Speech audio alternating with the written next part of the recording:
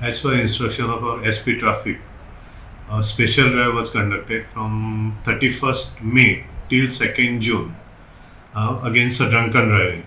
We are deployed Nakabandis in Ponda Traffic jurisdiction, and during that we have booked total 21 drunken drive cases from last 3 days.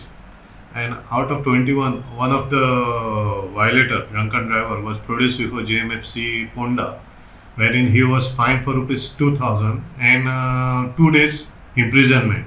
Thereafter, he was lodged in Kolwale jail for 2 days.